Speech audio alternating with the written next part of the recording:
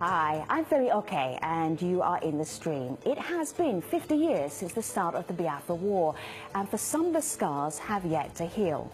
Today, part one of this special stream program, taking an in-depth look at the legacy of Nigeria's civil war and what the pro-Biafra movement means. Here's historian Ed Emeka Kizo with a brief explanation of how the conflict started. The genesis of the war had been a political crisis which started in 1962 and culminated on January 15, 1966, when a group of army officers overthrew the civilian government. The larger majority of the officers were from the Igbo ethnic group. The Igbos being a very large ethnic group who predominated in the eastern part of Nigeria. This was followed by a coup in July 1966 in which several persons of Igbo origin and indeed Eastern Nigerian origin were massacred in the northern part of Nigeria and other parts of Western Nigeria, including Lagos. The war started in July 6, 1967. Biafra, as a new nation was called, suffered huge losses at the start due to the greater force of arms being with the federal government of Nigeria, thus that its capital fell within 3 months of the war starting. And these progressive losses continued throughout the war as the federal troops approached the heartland, or should I say what was left of the heartland of Biafra. On January 15, 1970, he signed a surrender in Lagos, and thus was the end of the war. To formally give up secession and report for reappointment and redeployment. The Republic of Biafra hereby ceases to exist. At the cost of close to 2 million lives, largely through starvation and indeed through the direct causes of war. Joining us now, two veterans of the Biafra War who fought on opposing sides. Igwe Christopher Ejiofor was aide-de-camp for the head of the Republic of Biafra. And Chief Olusegun Obasanjo is the former president of Nigeria. He ended the Biafra War as a colonel in the Nigerian army. Gentlemen, it's good to have you here. Chief, I'm looking at some pictures that your presidential library sent to us here at the stream. There's one of you wading through the swamp, and this is the last 2 years of the end of the Nigerian Civil War. There's another one of you commanding your men at an airport, at a runway, and then finally signing the documents to release Biafran soldiers who were prisoners of war. What are the memories that stay with you? What do you remember 50 years on, Chief?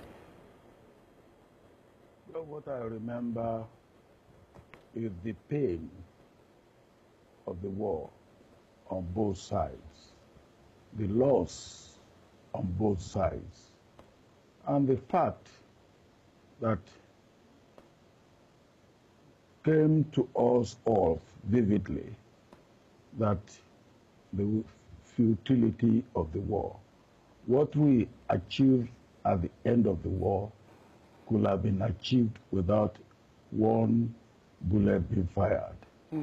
But during the war, we destroyed all the infrastructure that mattered to us. The refinery we had was destroyed. The bridge that connected the east with the west was destroyed. We lost thousands of people on both sides. I believe what got me vividly is the anguish which we could have saved ourselves from by not fighting the war. Igwe, let me share this with you. This is from Ahmed Kasim. He says, very, very sad. Brother killing fellow brother. As for me, I lost loved ones from both sides as a child then. You were pretty young at the time of the Biafra War. The searing memory for you is what? What would you want to share with the world? I first joined the Nigerian Army in 1960 in the military school at Zaria, and we were taught to become one Nigeria. I came back from the United Kingdom in 1965 and was teaching in Lagos and the military cantonment in Apapa. But the greatest shock of my life for that war was the fact that a coup d'etat happened in January 1966, which was carried out by a large number of Nigerian army officers from all parts of Nigeria, north, east, west, and south.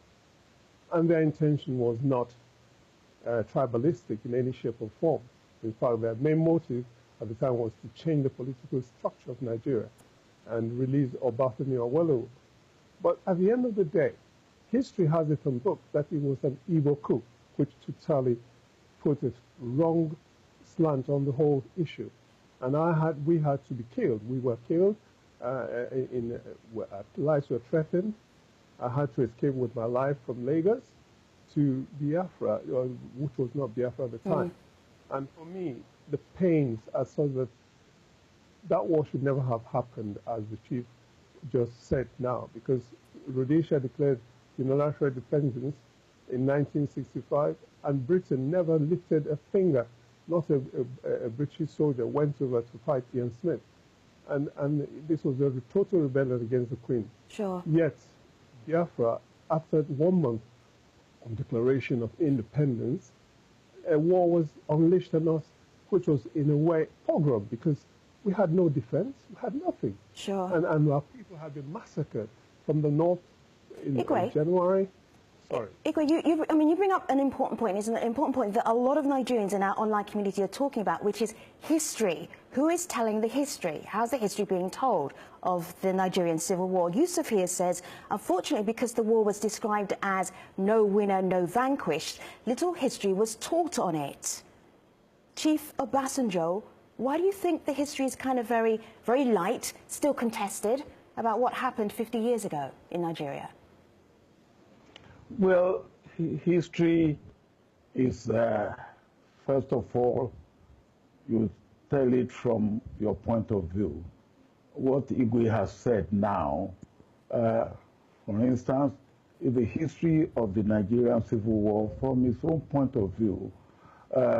Somebody else will look at that unfortunate civil war beginning from the coup of January 1960. Before that coup, he said he was in the army, I was in the army. We knew no difference between one tribe or the other. But Chief, this is the point. But Chief, if I may, young people are saying, we are not reading about this in Nigeria. We are not seeing this history. Why is this history not being told? Why do they feel they're not being told the history? Why do you think?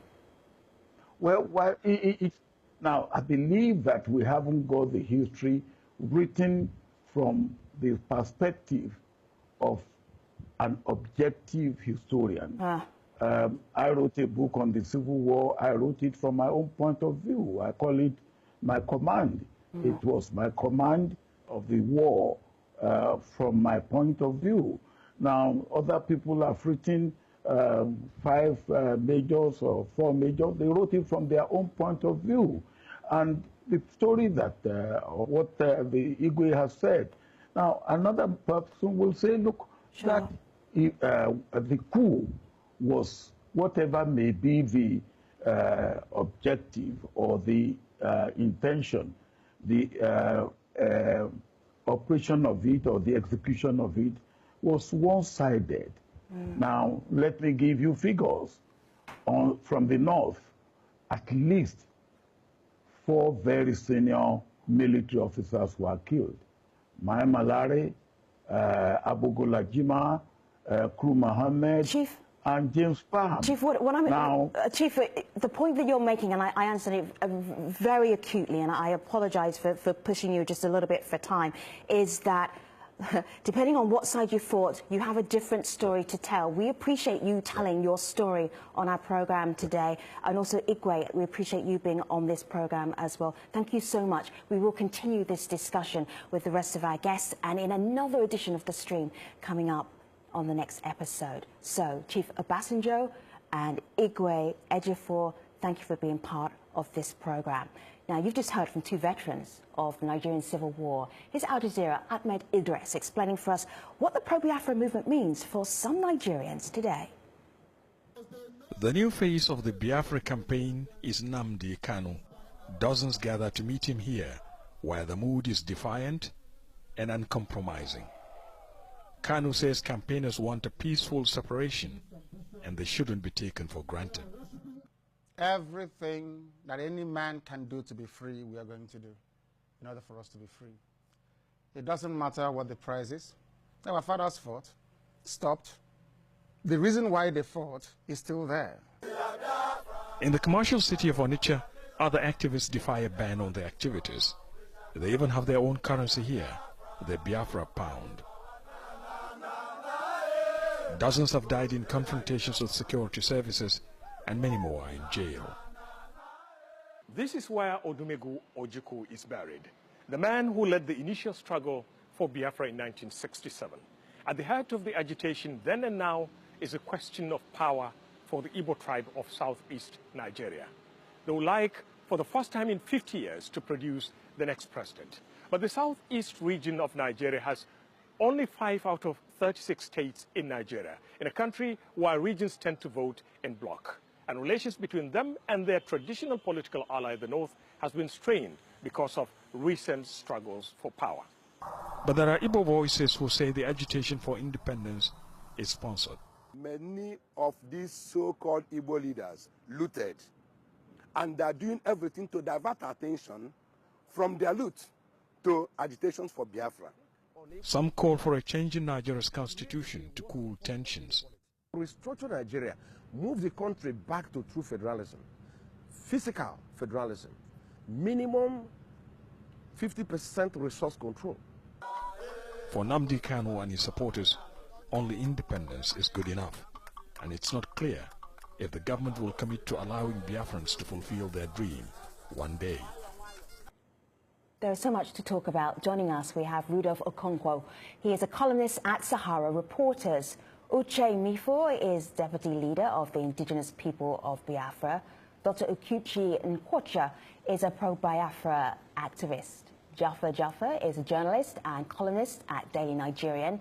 And Peter Obi is former governor of Anambra State. The stream also invited the Nigerian government to be part of this conversation. We have some comments from the spokesperson of the acting president, and we will be sharing those during the program. Gentlemen, it's good to have you here.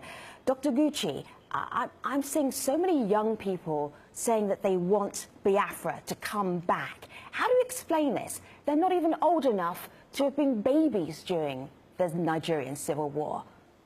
What's the connection between young people and wanting Biafra to exist as a republic again? The young people have realized that we were cheated out of our own self-determination and out of our own independence. They've also realized that historians like Colonel Obasanjo are liars. You know, if you may not know this, they stopped teaching the history of the war in Nigeria for a long, long time. Colonel Obasanjo would like you to believe that the problems with Nigeria started at the coup, with the coup. No, that was not. No, after all, the coup was happened to address issues happening in Western region, his own region. But we can really go all the way back. This is about relationships. Young people these days understand relationships. We have a relationship or a non-relationship that's called Nigeria. It does not work for anybody.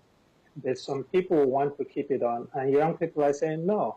Okay, if I'm going to be a member of a relationship, part of a relationship, then I want to have a say in that, and I have to decide whether I really want that relationship or I don't want it. Right. So that's really one of the things that Chief Obasanjo said was that history is told from different perspectives. I don't think it's appropriate to call somebody a liar if they were fighting on one side and somebody was fighting on another side. They will have different perspectives. They will have a different take on that. Let me just show you this from Satoya Aro. He says the young generation have refused to learn from the events before and during war. Jaffa, what do you make of that? Well, really, it is obvious that the current crop of young men that are agitating for Biafra, probably they lost sense of history, because if you look at the implication or what the war caused Nigeria and Nigerians, thousands of people that died during the war, whoever is making struggles that are not pacifist but belligerent knows that it is no longer fashionable at this era. Even coup nowadays is being bloodless. But to say that you're trying to topple government or do things without any sense of diplomacy or tact truly is too crude a movement. Then again, also, if you look at the struggle, you'll see that it is mainly hinged on hatred, deep-seated hatred for the North. The northern part of the country has been made subject of scorn and derision. We have been severely maligned, severely provoked, serially threatened. Do you want to give an example? Because if you say deep-seated hatred for the North, that itself is a provocative comment. Give us an example so we know what you're talking about, Jafar. Of course, really, from the wordings, from what you can hear from the agitators, you will be hearing Fulani, Hausa, whatever, all these things. You will see that it may not be directly said, but impliedly, if you listen to it, maybe you can easily get the import of their message that it is a severe threat against northern part of the country. Right. We are not the problem. It is cohabitation. We came to live together. It is a symbiotic relationship. We are not leeches. We are also contributing to the development of the country. We have the population, we have the arable land. But if you look at the financial institutions in the country, you'll see that it is concentrated in the southern part of the country. Let me just bring in Governor Obi here.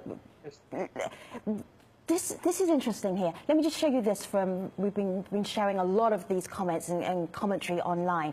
Life here in Nigeria is unbearable. No good roads, water, system of education, job, most of all, no hope. Biafra exit is the only hope we have. That is a voice of desperation, Governor. Well, that is clearly, Femi, if I look back at all these agitations and everything, you could see, for me, I could take it back to issue of several years of leadership failure. For the Southeast in particular, this one is very clear, is structural, is in all facets, and you can see it from even since like creation of states. We have the least states, we have the least local government. In terms of infrastructure, is there. It's clearly something you can see, something you can feel. Jafar? Due respect. Yeah, Jafar, go ahead. I tend to disagree with him because the demographics, there are certain indices that determine how many local governments should be cited in one place. It is not just, they didn't just do it offhand, really. There has to be reasons for establishing all the local governments. If you look, there is a local government in Kano State, for instance, that is much larger than Bayelsa State in a whole. So the concentration of population in a given area is the major determinant of where local government should be given or cited. All right, gentlemen, we have an international audience watching this. They are wondering what it is that the people in the Southeast are upset about. So upset that some of them are saying we want to be separate from Nigeria. Uche, give us a few examples. Let's be concrete in our discussion here. Right. Thank you very much. The issue here is that there is serious distortion of history. There is culture of deception from the so-called elders like Olusegun Obasanjo, and a number of them that actually participated in the war. They are actually war genocidists. They unleashed mayhem on our people. They perpetrated the genocide against our people. And he was making reference to history being written from one's perspective. But he was around. They removed the Birth of Biafra from history book. They renamed it Birth of Bonny and all that. Today, Olusegun Obasanjo and the likes of General Kubugo One are not supposed to be walking free on the streets. They are war criminals, and they should be brought to book. Obasanjo in his regime unleashed mayhem on Biafran youths. And he's not telling the truth. He should be telling us the truth. I hear this. Uche, let's just bring this up to date, because I asked you about contemporary issues, and you're going back to a time 50 years ago. And I wanted to really get a sense of what the issues are right now that people in the Southeast, some people are saying we need to be separate. Let me just introduce you to a gentleman called Nnamdi Kanu. And Nnamdi is a separatist. He is leading one of the big movements to say, we at least want a referendum. We want to be out of Nigeria. I want you to hear the way he describes what will happen if people don't listen to him. He was talking to you, Rudolph, in an interview, and he was using some very threatening language, very provocative language, and he was saying stuff about how serious it could be if the separatists aren't listened to. Have a listen. The only language that people in the zoo understand is the language of violence and force. After all, that very contraption was put together by Freddy Lugard by force. That's one thing people don't understand, that Lugard killed people to bring Nigeria together. And the killing of people to disintegrate the zoo shouldn't come to anybody as a surprise. Our promise is very simple. If they fail to give us Biafra, Somalia will look like a paradise compared to what will happen to that zoo. Rudolph, that was 2014. Do you think that Kanu will follow through with this? Is this the way that the people in the southeast of Nigeria can get their point over? Well, I don't think so. I think to a large extent, Kanu was reacting to what has become a failed state, which Nigeria is. It's a failed state that works for people like Olusegun Obasanjo that we had earlier on, and people like Governor IPOB. It has failed, but it works for them, and they try to defend it. What Kanu is today, the way I see him, is more like Malcolm X of the civil rights movement in the 60s, before he went to Mecca. I'm hoping that Kanu will go to Mecca and come back with a more wider viewpoint, so that he could see. He seemed to be mixing the truth, because there is truth in some of the things he's saying, with propaganda and with hate speech. And it's like mixing sulfur with charcoal and nitrate, potassium nitrate, which is dangerous. But I think yeah, gentlemen, I hear all of you. Uche, yes. What Kanu is doing is simply defending the interests of the people who are on the edge, people who have been singled out for total destruction and extermination. The hate speech you're talking about is not hate speech. Governor, it was reaction. Let me just hear the Governor. Governor, what's your take? Your name was mentioned just a moment ago by Rudolph. Go ahead. Yeah, my take in it is that, like I said before, you have a situation where you have leadership failure. The leaders have not cared for the people. They have failed to deliver. And when you have a sense of hopelessness, compounded with the way we find ourselves today, because you have to look at it. There was Biafra of yesterday, and the young ones we were talking about today, who did not experience Biafra.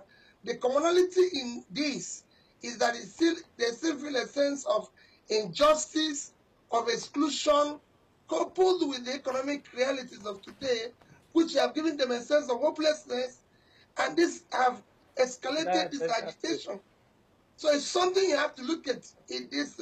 It's not going to be solved by issues of extreme, maybe, oh, we have to leave. That's why people are calling for restructuring.